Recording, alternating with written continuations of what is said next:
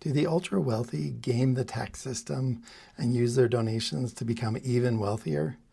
Hi, I'm Aaron. I'm a professor who teaches students that go into nonprofit management. The short answer to this question is no. It's actually a myth that our tax system makes the rich even richer if they give to charity.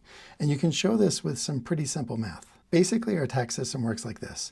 You can keep $1 for yourself, but if you do, you'll have to pay a tax of some percentage on that dollar. So part of the dollar goes away in your tax bill, but you get to keep the rest. The other thing you can do is give the dollar to charity. And if you do that, you no longer owe a tax on that dollar, but you also have to give away the whole dollar, which means you are worse off than if you had just kept it and paid the tax on it. There's really no way in our tax system for rich people to defy this math. But there are a lot of ways that wealthy donors get a much bigger tax break than the rest of us. Charitable deductions reduce your taxes according to the tax rate that you're paying. In the US, marginal tax rates are higher for high-income people, and that means the benefit of donations is also higher for high-income people. Also, wealthy people are much more likely to have property that's gone up in value since they bought it, like investments or real estate.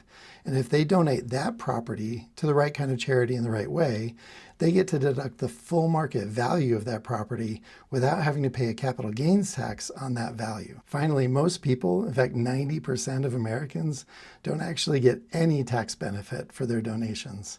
And the reason is because they take something called the standard deduction, which eliminates the tax benefit of making donations to charity. Now, you can argue that the standard deduction is better for them anyway, but that really depends on their income level and how much they're giving to charity. There are ways that wealthy people try to get away with things. It might be by overvaluing the donation that they gave away, or maybe they still get to enjoy and use the property that they donated. And when that happens, they can get in trouble for it. Now, the thing is, the top 1% of Americans give 30% of what's donated to charity every year. So you might argue that the system is working as intended.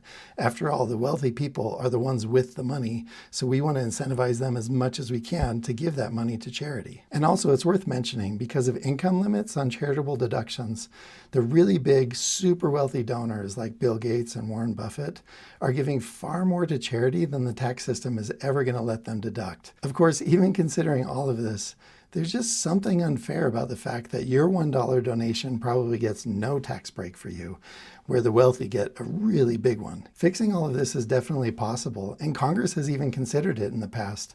But when they have, the funny part is charities themselves have been the biggest opponents because they don't want to risk making any changes. In the meantime, you can at least take a little bit of comfort in knowing that it's actually a myth that charitable donations can make wealthy people even wealthier because of the tax breaks that they get.